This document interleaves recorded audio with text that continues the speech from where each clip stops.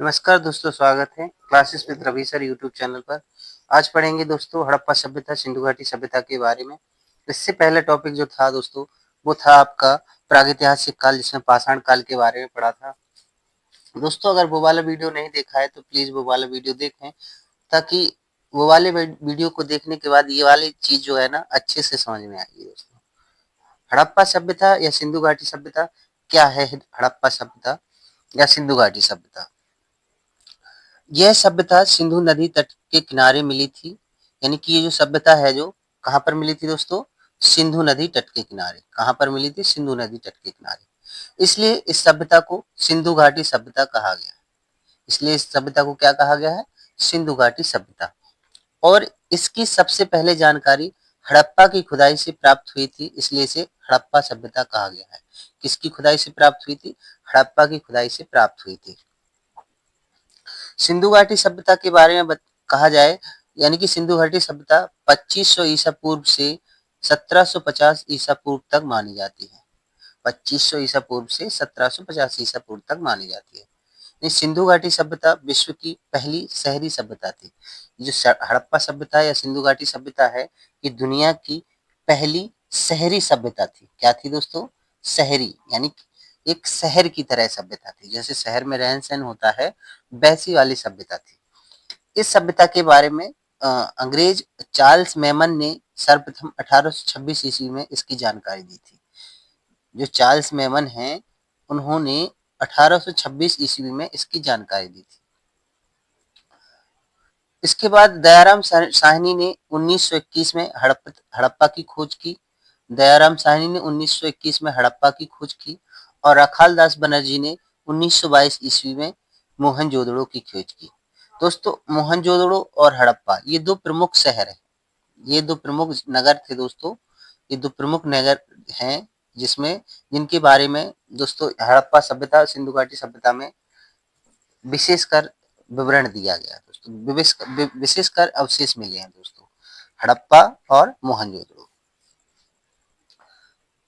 इसके आगे दोस्तों सिंधु घाटी सभ्यता में जो प्रमुख और शहर हैं, हड़प्पा, लोथल, धौलावीरा और मोहनजोदड़ो।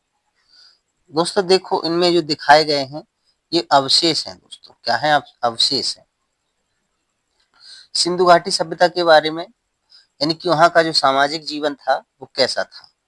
सिंधु घाटी सभ्यता का जो सामाजिक जीवन था वो कैसा था? तो सिंधु घाटी सभ्यता मात्र सत्तात्मक थी। यानी कि मात्र सत्तात्मक, यानी कि यहाँ पर जो है माता, यानी पितृपक्ष से जो पिता, यानी कि अभी जो समय चलता है वो पिता के पिता सत्तात्मक है दोस्तों।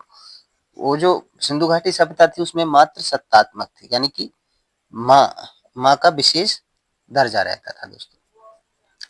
सिंधु सभ्यता का समाज 4 वर्गों में बटा हुआ था: विद्वान वर्ग, योद्धा वर्ग, व्यापारी वर्ग और श्रमिक वर्ग। यानी ये 4 वर्ग थे दोस्तों।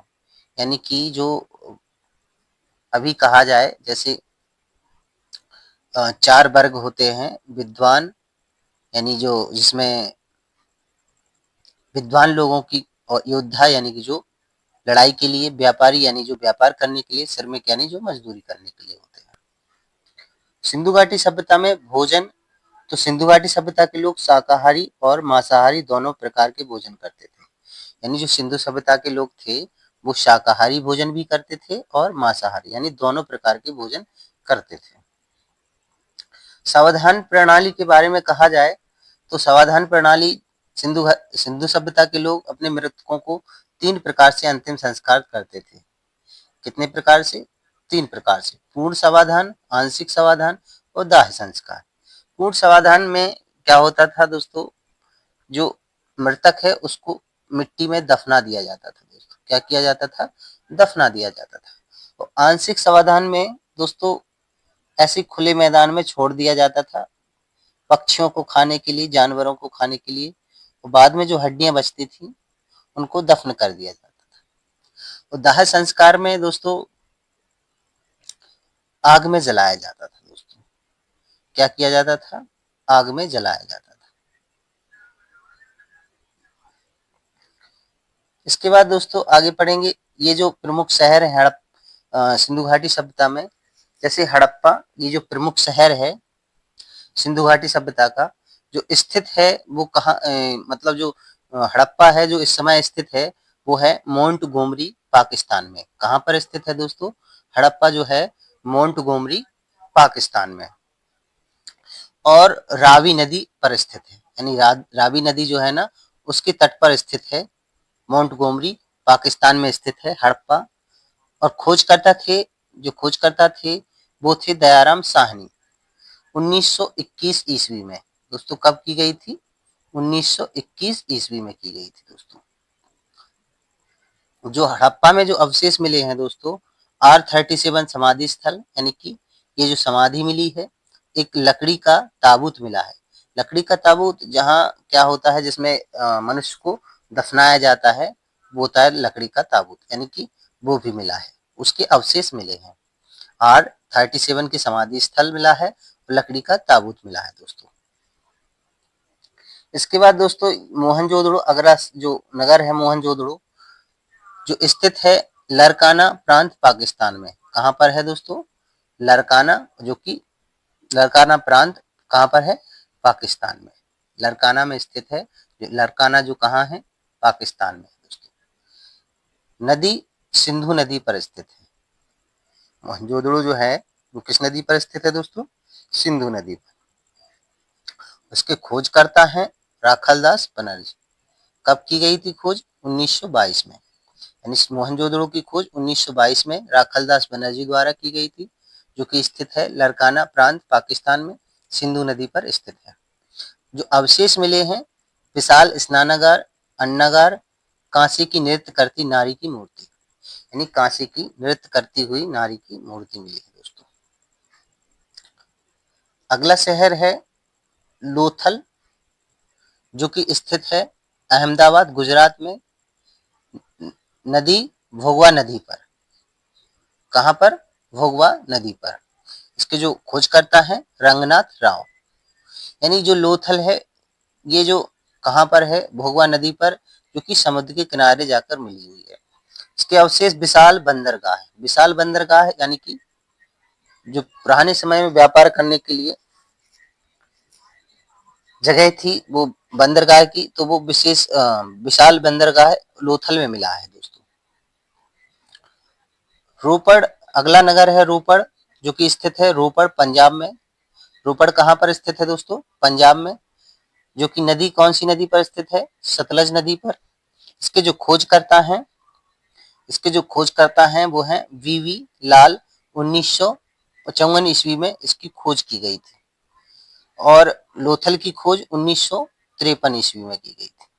कब की गई थी? 1953 ईस्वी में। इसमें जो अवशेष मिले हैं, तांबे की कुल्हाड़ी। रोपड़ में क्या मिला है दोस्तों? रोपड़ पंजाब में तांबे की कुल्हाड़ी मिली है दोस्तों। इसके और अन्य जो शहर है मुख्य, कालीबंगा, जो कि कहाँ पर?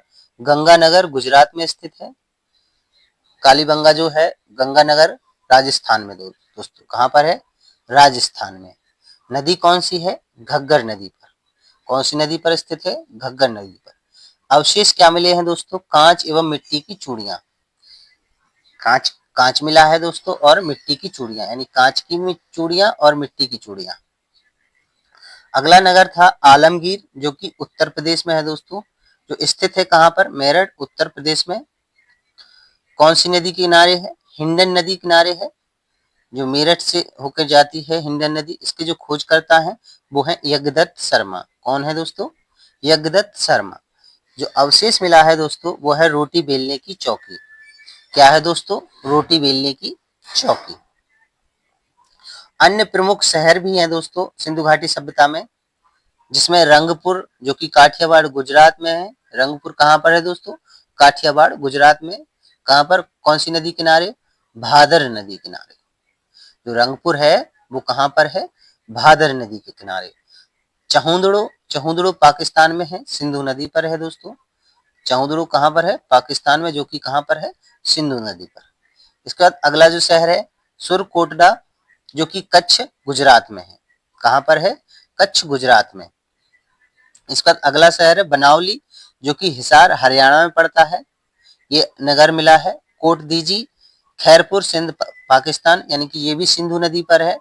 और सुतकांगडोर दक्षिण बलूचिस्तान दास्क नदी पर है दोस्तों ये यहाँ यहीं पर समाप्त करते हैं। अगला जो टॉपिक रहेगा आपका वैदिक सभ्यता के बारे में पढ़ाएंगे दोस्तों।